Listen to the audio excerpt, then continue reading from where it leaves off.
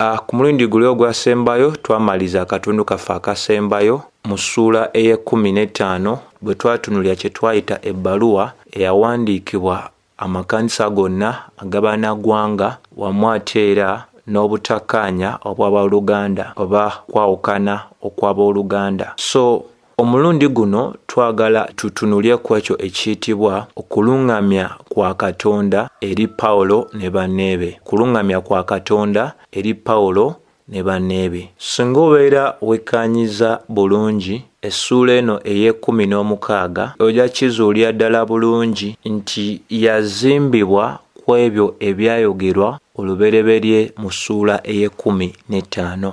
Tujjukire bulungi mu ssuula ey'15 olunyiriri olwa 36 Pawulo Bayibuli etulaga nti oluvannyuma lw'ennaku ennyingiko mu kitundu ekya Antiokia bwe baali bamaze okuva mu Yerusaalemi ne babeerayo akabanga akawera mu Antiokia, Pawulo kwe kugamba Balunabba n'amugamba nti tuddeyo ate tulambule abooluganda mu bifo byonna bye twabuuliramu ekigambo ekya Mukama, tulabire ddala bali batya. Kati olunyiriri olwo lutuyambirako ddala okubeera nga tutegeera ddala biki bye tulina okuba nga tusuubira mu ssuula endala ezisigalidde. Nti mu bufunze tusobola okugamba bye tulaba wano mu lunyiriri olwa 36 kye kifaananyi ekyannamaddala ekisobola okuyambako gwe nange okutegeera olugendo olwa Pawulo olwokubiri lwe yagenda maaso n'okuba ng'akola ki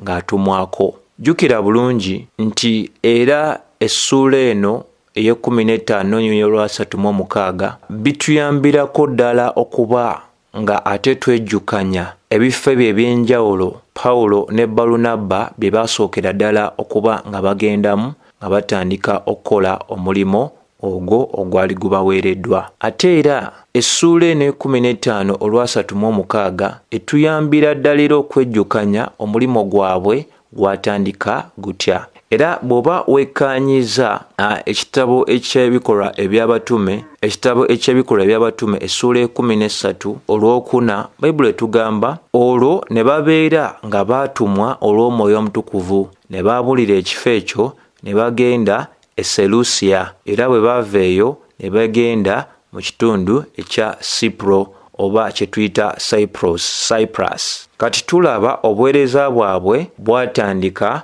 lwa Mwoyo Omutukuvu era yennyini yabaawula n'agenda mu maaso n'okuba ng'akola ki ng'abatuma.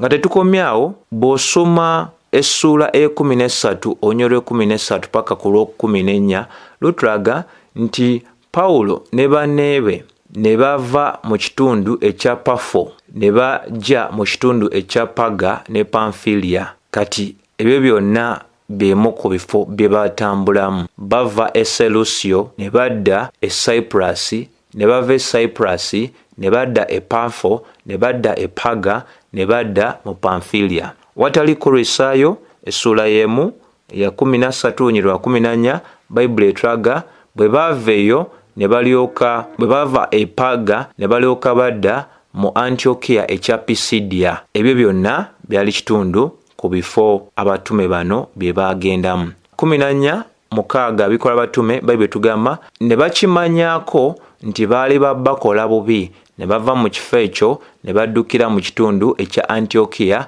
ne Dulube n'ebibuga ebya Lukonia. Kati byo byonna ebifo bye tusobola okuba nga tujjukizibwa bye baasookera ddala okuba nga batambulamu mu lugendo lwabwe olwasookera ddala ebifo nga Iconium Bayibuli nga bwetulaze, ebifo nga Dulube, ebifo nga Lustra, ebifo nga Pafo, Paga, Pamfilia, byonna babitambulamu mu lugendo olubereberye. So Pawulo bw'agamba Balunabba mu ssuula ye-15 olwa 36 kitugwanidde tuddeyo kweyo tukebere ku abooluganda mu bifo byonna bye twabuliramu enjiri bali batya? Ekitegeeza nti baali bakuddirayo ddala mu bifo ebyo byennyini era omulimo gwe baali bakolera ddala mu kkanisa eya Antiokia nga basomesa nga bwe babulya ekigambo kya Katonda nga banyweza abakkiriza gwe mulimo gwe gumu gwe baali bagenda okuba nga bakolera ddala mu bifo ebyo baali basookera ddala okubeera nga bagendamu, ate era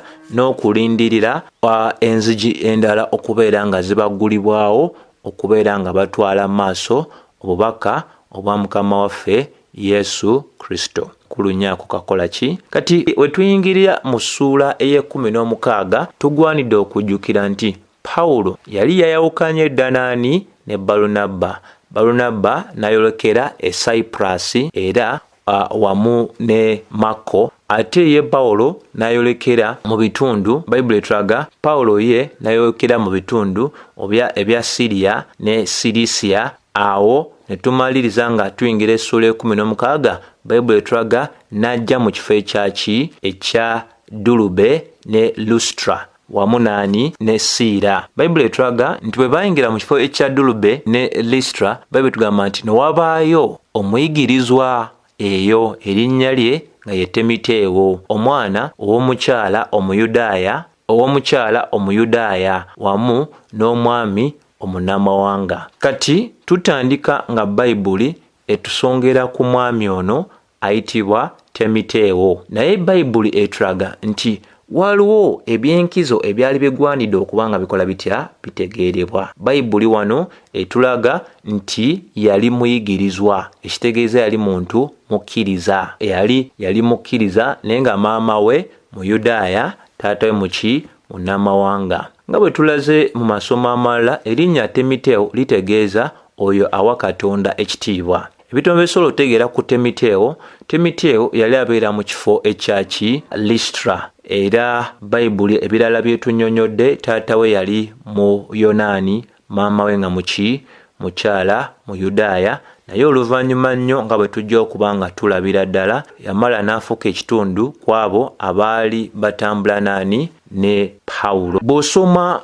onnyo olwokubiri mu ssuula 16 lutulaga nti era ebirungi byamwogerwako abooluganda mu kifo ekya Listra ne Iconium. Kati Bayibuli etulaga nti omwami ono yali ayogerwako ebintu ebirungi. Naye omuntu asobola okwebuuza ti naye ate Temiteewo lwe yafuuka omukristaayo, kubanga tutunuulidde ekitabo kino abantu ab'enjawulo be tulabye nga balokole ate nga baweereza, abasinga twagenda mu maaso n'otegeera bajja batya okumanya Kristo, batandika batya okuba nga bakola omulimu ogw'obuweereza. Kikulu nnyo okuba nga otegeera nti kubanga luno lwe lugendo olwokubiri Pawulo lwe yali atandiseeko, tugwanidde otegeera nti mu lugendo olwasookera ddala ebifo ebyogeddwako mu ssuula 16 ate tubiraba nga byogerwako mu lugendo olusookera ddala olwa Pawulo nga bwendazeeko emabegaawo. Ekitegeeza Temiteewo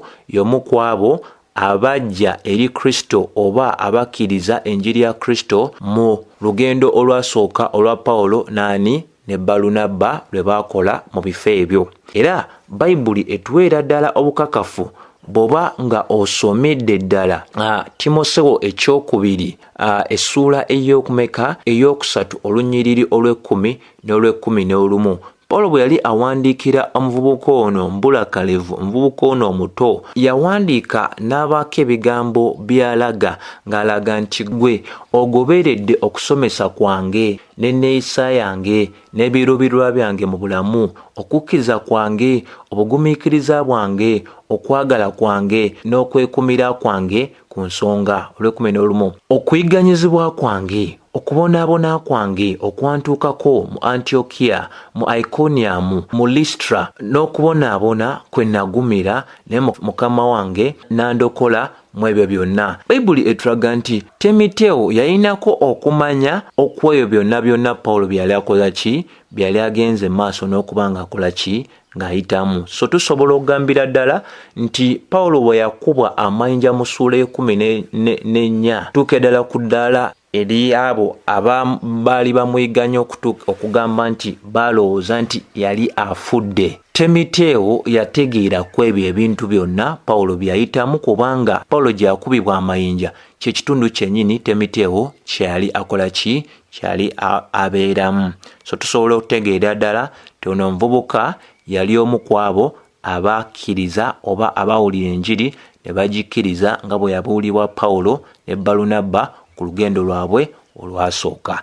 Ekirala ekirungi kye tusobola okuba nga tulabira ddala nti abantu ababeera mu kitundu ekya Iconium bawa obujulizi, bajulira nga bakakasiza ddala ti omwami ono ayitibwa Timoteewo yali mwami eyali asangiddwa okubeera nga yali muki, yali mwesigwa eri ebyo ebyali bikola bitya, byali akola. So Bayibuli y'Oluganda egamba nti yali asiimibwa, oba abooluganda baali bamwogerako birungi biki, byereere mu kitundu ekyo ekya Lusitula ne Ikonio. So yasiimibwa nnyo abaki, abooluganda. Kitegeeza nti ensonga ez'obuweereza yali azikwataganya bulungi. Kitegeeza ddala ti naffe tetugwanidde kubanga twekubira eŋŋombe oba nga twekubira tugambe nga tugenda mu maaso n'okweyogerako kino ne kiri nti emirimu gye tukola egyo emirungi gijja kuleetera abalala okubeera nga bategeerera ddala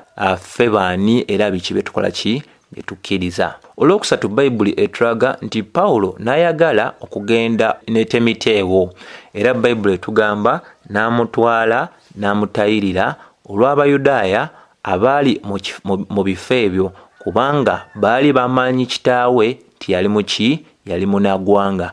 Olugendo Pawulo lwe yali ayolekedde lwa kugenda mu ekyo ekiyitibwa sinagogo. Ate ebyafa bitulagira ddala tekyali kintu kirungi ekyokukwata omuntu ataali mukomole n'atwalibwa oba munaggwanga n'atwalibwa muki, mu weema oba sinagogo ezo ezaki, ez'Abayudaaya. Kati okusiimibwa kwa Timoteewo n'okubeera nga yali mwesigwa mu ebyo bye yali agenda mu maaso n'okukola, mu ngeri emu oba endala Pawulo yasiima omuvubuka ono era omutima gwe ne gubeera nga gwasikirizibwa eri omuvubuka ono, kubanga n'engeri gy'amwogerako mu mabaluwa amalala ng'Abakolinso ekisooka essuula ey'okuna olunyiriri olw'17 yamutumira Abakolinso ng'agamba Abakolinso nti no ono mwana wange omwesigwa, mwana wange mwesigwa nnyo. Kitegeeza nti omuvubuka ono yali akakasiddwa okubeera nti yali mwesigwa eri obuweereza obwa Mukama waffe Yesu Kristo. Naye ensonga y'okutayirira eno nayo tugwanidde okuba nga tugitegeera bulungi, kubanga eyinza okuleetera abantu abamu okubeera nga beebuuliza ddala ate lwaki tulaba Pawulo ng'atayirira omwana ono ng'ate ensonga y'okukomola okw'abannamawanga yali yakkaanyizibwako mu lukiiko olwali e Yerusaalemi. Gwena awuliriza oba gwena agoberera bino bigenda mu maaso n'okuba nga bitulagibwa mu kitabo eky'Ebikola by'Abatume, ogwanidde okutegeera nti okutayirira okwa Timoteewo kwali tekulina kakwate konna na bulokozi bwe, oba Pawulo kyali akola ano kyali si kya kukakasa bano abantu abayitibwa Abayudaaya ab'omu kifo ekyo nti no katono yali alokose. Enjiri nga bwe tumanyidde ddala okuviira mu Baluumi 1:16 esookera ddala eri Bayudaaya nga tenagenda eri bannaggwanga. Tewaliwo wonna Pawulo we yalaga n'atasooka kubeera nga anoonya Abayudaaya mu bifo ebyo byalimu nga tannagenda eri bannaggwanga. Emu ku bifo byasinsikanamu Abayudaaya zaabanga sinagoge ezo oba weema ezo ez'Abayudaaya, okubeera nga taleeta kwesittala eri Abayudaaya abo y'ensonga lwaki Pawulo yatwala eddaala ery'okubeera nga akomola omwana ono aleme kubeera nga aleetawo embeera ey'okola ki, ey'okwesittala. Bayibuli etulagira ddala bulungi bw'oba wekkaanyiza ekitabo kino eky'Ebikola eby'Abatume essuula 21 olunyiri olwabiri bwe tuba tutandikidde mu 28 etulaga nti atandike n'olwa 27 nti ennaku 7 bwe zaali ziri kumpi kuggwaako, Abayudaaya okuva mu Asiya bwe baamulaba mu yeekaalu balabya ni Pawulo ne bakuma omuliro mu bantu ne bavaayo okumukwata. olw'abiri-mu-omunaana Bayibuli etugamba ne bakaabira waggulu ne bagamba bantu mmwe basajja mmwe Abayisirayiri, bantu mmwe Abayisirayiri, ono ye musajja agenda buli kifo kyonna ng'asomesa ebintu ebinyooma amateeka n'ekifo kino. Era omuntu ono y'omu yalabiddwako ng'alese Omuyonaani mu weema okubeera nga ekola ki ng'eyonoonebwa oba ng'egubizibwa ekifo kino ekitukuvu. Olw'abiri-mu-9 Bayibuli egenda maaso n'egamba kubanga emabegako baali bamulabyeko ne Trofoli omu Efeso nga ali wamu naye mu kibuga, era ne balowooza nti Pawulo yali amuleese mu weema. Ndowooza ssebo ne nnyabo gwena awuliriza osobola otegeera lwaki Pawulo yakola ekyo kye yali agenze maaso n'okuba ng'akola ki ng'akola, nti tekyali kintu kyali kikkirizibwa munaggwanga yenna okumala galeetebwa mu weema ez'abo Abayudaaya. So omuntu nga si mukomole bo baalabira nga ddala nti omuntu oyo yali si mulongoofu, nga bagamba obutali bukomole bw'oyo omuntu busobola n'okugubya ekifo kyabwe. Nejjukira ekigendererwa kyakakasa nti enjiri etuuka ku bantu bano, kubanga Pawulo alina ebintu byayogera nga bikwata bitambulya nga bisonga ku buweereza bwe yali afunye. Bw'oba ojjukira bulungi mu Bakolinso ekisooka essula ey'omwenda olunyiriri 19 paka olwa23 bw'ati bw'ayogera, yagamba nti newankubadde nze ndi wa ddembe eri bonna, naye neefudde omuweereza owaabo bonna, sobole okubeerako n'abangi benkola ki bempangula. Olwabiri, eri Abayudaaya nafuuka Omuyudaaya okubeera nga mbaako Abayudaaya bendeeta bempangula. Eri abo abataali wansi w'amateeka nayisiza ddala ng'oyo ataali wansi wa tteeka newankubadde nga siri wansi wa tteeka, sobole okubeerako abo bempangula abali wansi w'amateeka. Abo abali wabweru w'amateeka nefuulira ddala ng'abo abali wabweru w'amateeka newankubadde nze siri wabweru wa tteeka lya Katonda, newankubadde nze siri wabweru wa tteeka lya Katonda wabula etteeka erya Kristo, nsobole okubaako abo nabo abali wabweru w'amateeka bempangula. Eri abanafu nafuuka omunafu okubeera nga mpangula abanafu, era nenfuuka ebintu byonna ku lw'abantu okubeera nga mbaako bempangula. Olw'ebyo era bino byonna mbikola ku lw'enjiri nsobole okubeera nga ngabana omukisa ogwo. So yoyo omusajja era bwebo obulamu bwe era ebikolwa bye byalina ekyali emabega waabyo. Kati nga gwe okutegeera Pawulo kyali akoze kyali kikulu nnyo okusooka okutegeerera ddala biruubirira ki ebyali emabega w'ebikolwa bye. So ensonga emu ku ezo enkulu tagwandde kubanga tuyisaamu amaaso. Olwokuna mu ssuula 16 Bayibuli etulaga nti ebyo byali bimaze okuba nga bikolebwa. Bayibuli etulaga era bwe tuba tweyongeddeyo ku nsonga y'emu ey'omwami ono ayitibwa Temiteewo. Akantu akalala k'enkizo k'osobola okulaba y'ensonga lwaki Bayibuli ereeta ensonga ey'okugamba nti omwami ono yalina mama nga Muyudaaya naye nga taata we munnaggwanga. Kino nakyo kituwa ekifaananyi eky'okutegeera lwaki Pawulo yagenda mu maaso n'okusikkirizibwa nnyo eri omuvubuka ono, mu kuba nti yalina obuwangwa obwo obw'emirundi ebiri. Tusobola okugamba nti nakyo kyali kyekimu ku bintu by'osobola okulabira ddala nga byaleeta nnyo Pawulo okuwalulwa eri omuvubuka ono n'okwagala okuba nga akola nnyo naye, kubanga bano be bantu Pawulo be yali atambuliramu, Abayudaaya ne bannaggwanga, ate omwana ono abafaanaganya mu buzaalirwana bwe, maama Muyudaaya, taata munnaggwanga. So abantu abo ab'obuwangwa obwo bw'emirundi ebiri, Timoseewo yalina obuwangwa okubeera nga asobola okuba nga akola ki abatuukako nnyonnyini ddala. Ate n'ekirala ekikulu kyosobola okugamba nti mu bantu bonna Pawulo be yakola nabo, teri muntu yali ku lusegere nnyo lwa Pawulo n'okuba nga yali mwangu nnyo wakozesebwa nga Timoseewo oba Timiteewo bwe yali. So yali muntu eyali ow'oku lusegere nnyo ate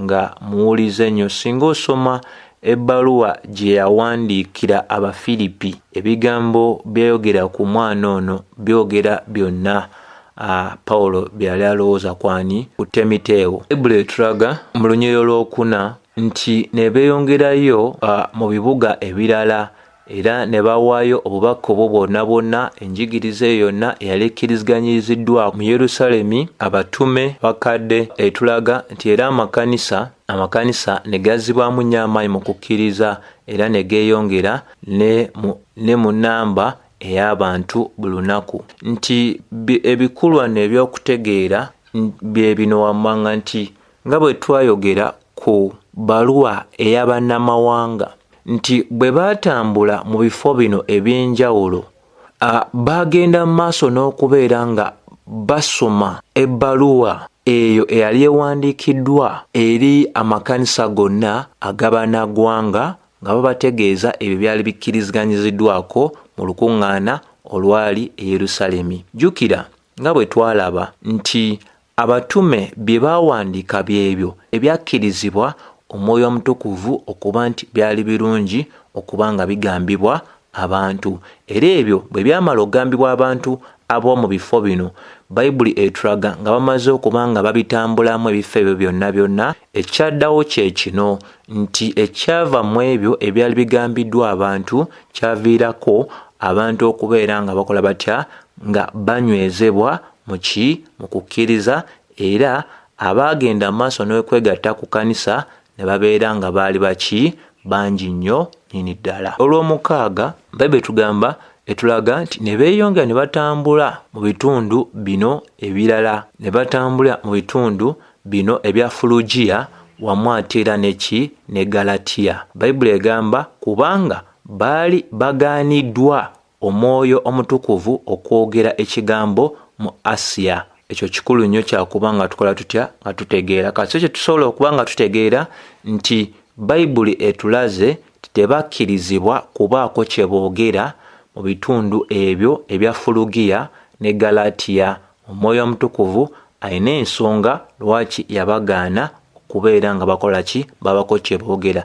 Ensonga lwaki tugambye nti wansi w'ekitundu kino ekisooka tutunula nti olugendo luno nalwo olwokubiri lwagenda maaso n'okuba nga lulungamizibwa Omwoyo wa Katonda. Olugendo luno olwa Pawulo ne banneebe, Katonda yagenda maaso n'okulungamya amakubo gaabwe, ate ne bino ebifo ebyali bagaaniddwamu okuba nga boogera baamala, era oluvannyuma nnyo ne babiddira ne babibuuliramu ki, Enjiri. Ekifo ng'ekya Galatiya bw'otunuulya Bikola by'Abatume 18:23 ku lugendo lwa Pawulo olwokusatu tulaba nti yadda nate era mu bifo ebyo bye bimu n'akolamu omulimu, ate era ne mu kitundu kyonna ekya Asiya. Bw'osoma Bikola by'Abatume 19:10 Bayibuli etulaga nti era oluvannyuma nnyo abantu b'omu kitundu ekyo baamala ne bafuna obubaka bwe balina okuba nga bakola ki, nga bafuna.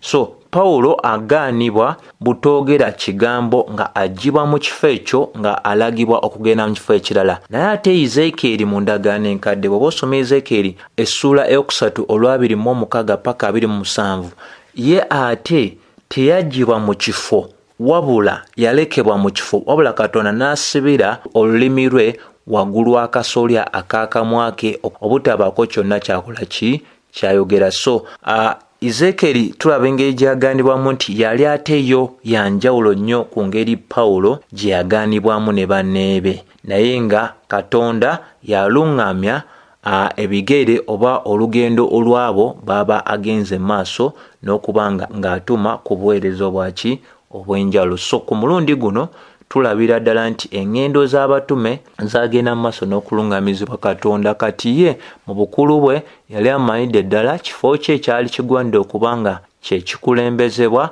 na kifo kye ekyali kigwanidde okuba nga kyekikola ki, kye kisembezebwayo, kubanga mu bifo ebyo byonna yalinamu abantu be, abantu be, era yennyini yali amanyidde ddala kifo kye ekyekigwanidde okuba nga kisookebwa, ate kifo kye ekyekigwanidde okuba nga kikola kitya, kisembezebwayo. Olunnya olw'omusanvu bebigamba nti bwe baatuuka mu kitundu olw'omusanvu nti bwe baatuuka kumpi ne Musiya ne bagezaako okugenda mu Bisuniya. Omwoyo gwa Yesu n'atabaganya. Olabulira kye tuyita okulungamizibwa.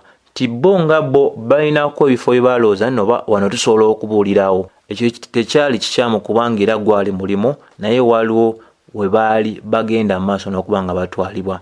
Olw'omunaana ne beekoloobya Musiya ne batuuka e Ttuulo. Bayibuli etulaga Pawulo n'alaba okwolesebwa ekiro omuntu Omumakedoni nga ayimiridde era ng'amwegayirira ng'agamba nti, "Guguka otuuke e Makedoni otuyambe." Ensonga enkulu ennyo wano gye njagala okuba nga ate ngezaako okuba nga ntangaaza y'ensonga ey'okwolesebwa n'ebirooto. Bassebo ne bannyabo nga bwe tulaze mu masomo ag'enjawulo, kikulu nnyo gwe nange okuba nga tukkanya ku nsonga eno nti okwolesebwa n'ebirooto n'okubikkulirwa kwonna kwe tulaba mu Bayibuli okwaweebwa abatume kwali kitundu ku buyite bwabwe. Ebyo byonna byali kitundu ku buyite bwabwe, kubanga olunaku olwaleero tuwulira abantu abagamba nti abasiraamu bangi mu mawanga ag'Abawalabu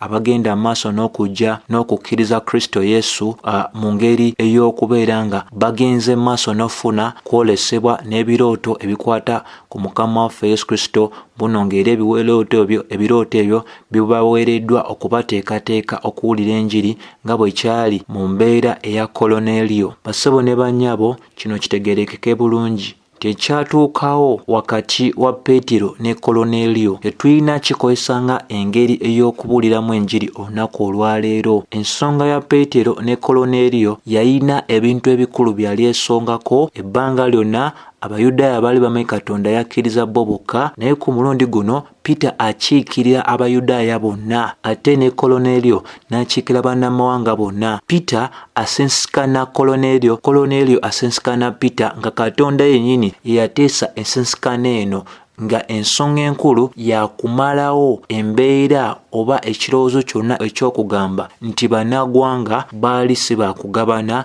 mu ekyo Mukama waffe kyali amaze okuba ng'akola n'atuukiriza ku musaalaba e Gologoosa. Nga bwe kyali olubereberye omutukuvu n'afukibwa ku Bayudaaya, era Katonda akakasiza ddala akabonero ke kamu Peetero wamu ne banne be nga baze mu nnyumba ya Koloneriyo okutegeerera ddala nti Katonda yali akkiriza bannagwanga nga bwe yali agenze maaso okukkiriza abo abayitibwa Abayudaaya. Okukkiriza kwa Koloneriyo kwakiikira okukkiriza kwa bannagwanga bonna Katonda byalondedda okuwa obulokozi. Era okubeerawo kwa Peetero kaali kabonero ak'okubeera nga kasirisa Omuyudaaya yenna eyali alowooza nti n'osanga ekirabo eky'Omwoyo Omutukuvu kyali kyakuweebwa bo bokka. N'ekirala ekikulu kye njagala okuba nga nyweza nti okwolesebwa kwonna kwe tulaba okw'abatume kwali kugiramu obubaka obujja, era mu kuba nti obubaka obwo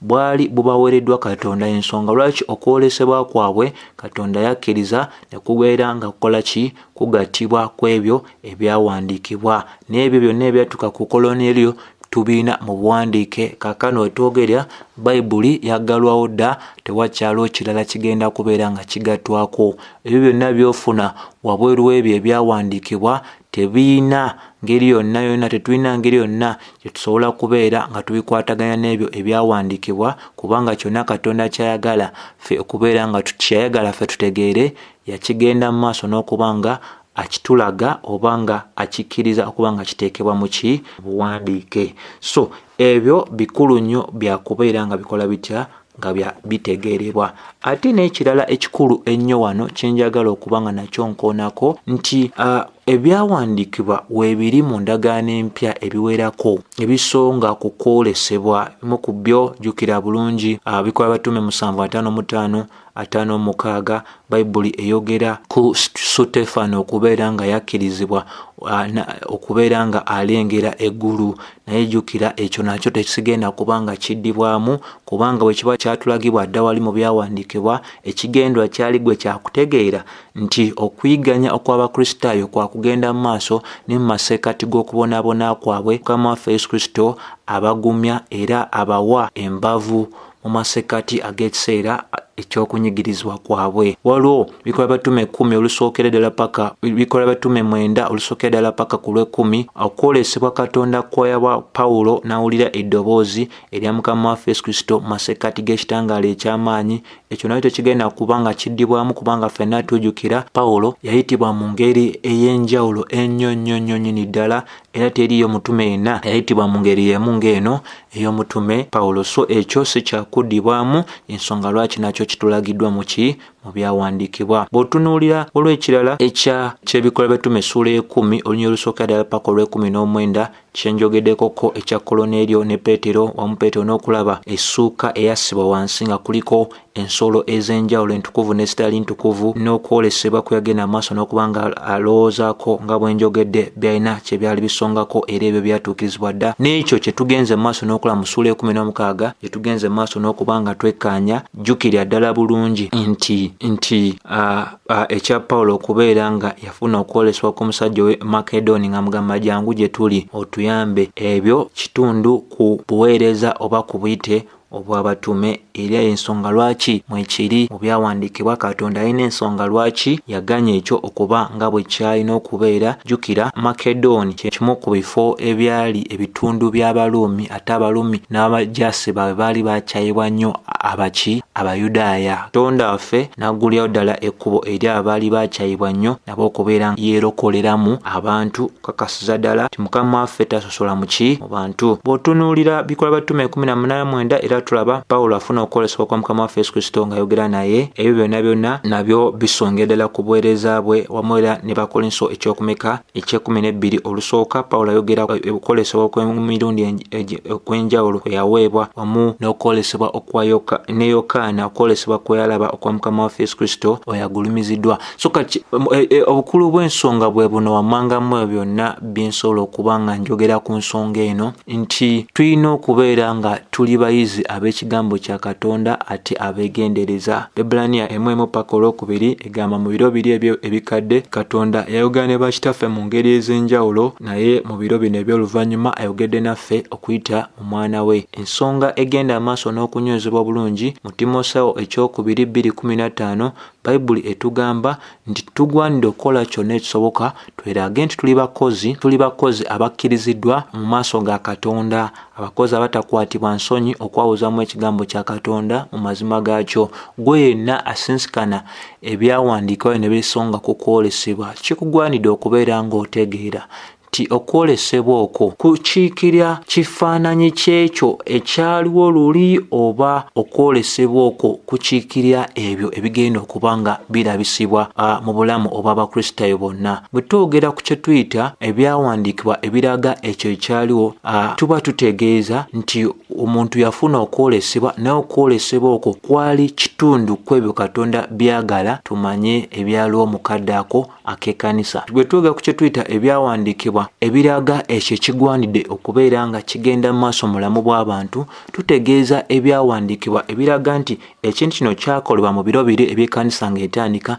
naye ate kyakugenda mu maaso. Nejjukira bulungi ng'era bwe tuttaanyiza mu bitundu ebirala ng'ebyamagero bwe bitaagwangawo bugwe, wabula byabangako ekigendera kye byalina okuba nga bituukiza. Kikulu nnyo okutegeera nti mu biro biri eby'abatume okubikkulirwa okujja ne mu ngeri y'okwolesebwa kwali kugenda mu maaso n'okuweebwa abo ababaka ba Katonda, kubanga ekkanisa yali ekyagenda mu maaso n'okuzimbibwa, ate endagaano yaffe empya yali ekyagenda mu maaso n'okuwandiikibwa. So kikulu nnyo ffe okutegeera nti okwolesebwa kwonna okulabikira mu ntandikwa y'ekkanisa tekusobola kubeera nga kukoppebwa nate okuba oba nga kuddibwamu kaakano. Lwaki?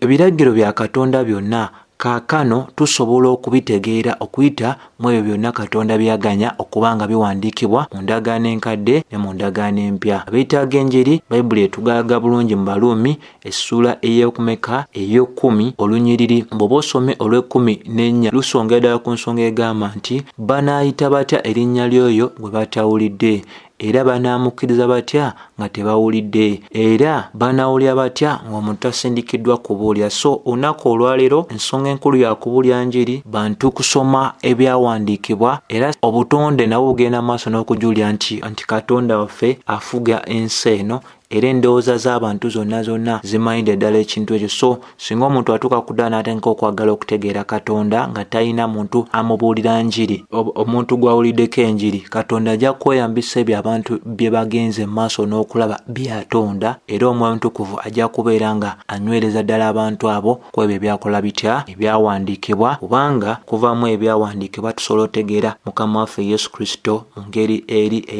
eya nnamaddala, era omuntu asobola n'okutuuka ku ddala eryaki eryofuna obulokozi. So ebyo njagadde bitanyaako. Ate oyo gwe bagamba abasiraamu nti abalabikira gwe bayita Isa, ekibuuzo ekiro ekikulu, Mukama waffe nsonga ki enkulu eyinza okuba nga emuleeta okubeera nga alabikako eri abasiraamu, okubeera nga abalokola? Kiki nnyo eky'enkizo eky'abasiraamu abalala kye batalina? So ssebo ne nnyabo tulina okujjukira nti Bakolinso ekyokubiri essuula ey'okuminemu etulabula ku Sitaani bw'alina obusobozi obw'okwefuula nga malayika ow'ekitangaala. Mulundi Mukama waffe gwagenda okuddamu okulabika, ensi yonna yakola ki? Amaaso gonna gajja mulaba, ng'ate era ne Peetero bw'aba awandiikira abakkiriza agamba temumulabangako naye ate mulina essanyu eribajjudde. Kiriba kitya nga mumulabyeko? Mu Peetero esooka 6 paka 9, ate ne kubikkulirwa essuula esooka ddala 5 paka 8 lutulagira nti bw'anaabazeemu okulabika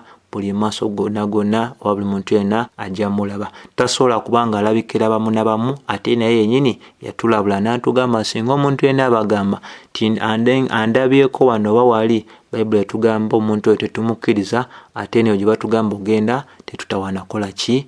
Gendayo. So byebyo byenjagadde okunyweza ku nsonga eyo. Ebyawandiikibwa bye bisemberayo ddala, bye tutegeereramu ddala okubikkulirwa kwa Katonda, endagaano empya n'endagaano enkadde. Omuntu yenna singa adibaga oba n'asembya oba n'ataba bukulu bwa kigambo kya Katonda, omuntu oyo akyasobola okulimbibwa n'ekintu kyonna.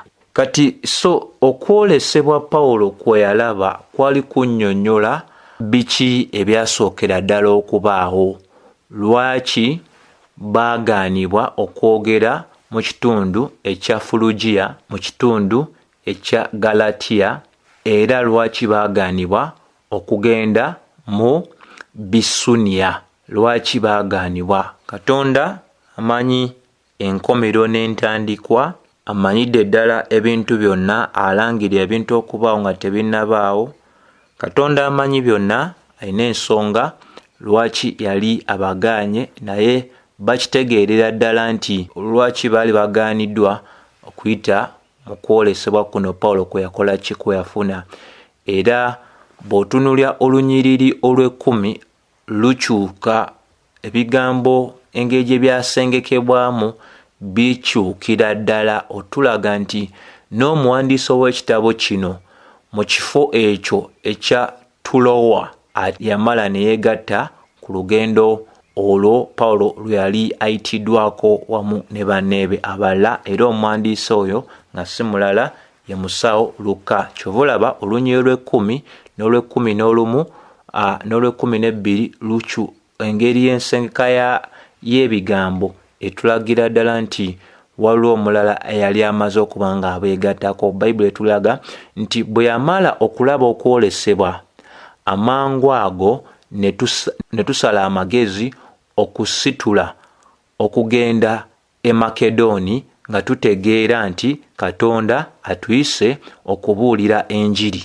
Ndowooza ensengeka y'ebigambo nti amangu ago ne tusala, kitegeeza nti n'omuwandiisi naye n'abeera nga kati mu mboozi eno agitambuliramu wakati wali wennyini, n'afuukira ddala ekitundu ku mulimu ogwo ogwali gugenze maaso n'okubeera nga guyitibwa Pawulo okuba nga akola n'abo be yali asoose otambula nabo nga Siira ne Timoteewo. Lw'10 n'olumu kyetwava tusobola okuva e Tulowa ne tukwata ekkubo eggolokofu okutuuka e Samoserekiya. Ku lunaku olwokubiri ne tutuuka e Neyapoli. Ndowooza nti ensengeka y'ebigambo kati ezingiramu n'ono kawandiika kitabo. Ne tuvaayo okutuuka e Filipo, kye kibuga eky'e Makedoni ekisookerwako mu nnyingi ezo, mu njuyi ezo ekyazimbibwa Abaruumi ne tubeera mu kibuga omwo ne tulwamu ennaku. So ebyo byemu ku ebyenjagadde tubeere nga twekkaanya mu ssuula ey'e16 ekitundu ekisookera ddala. So nzikiriza nti waliwo ebyokuyiga bye tusobola okujja mu kino ekitundu ekisookedde ddala, era waliwo bingi nnyo ebitulindiridde nga tugendera ddala mu maaso n'okwekkaanyiza ddala ensonga ez'enjawulo nga bwe zirambikiddwa mu kitabo kino. So olw'okwagala kwa Katonda tujja kuba nga tweyongerayo okulabira ddala ekitundu ekyaki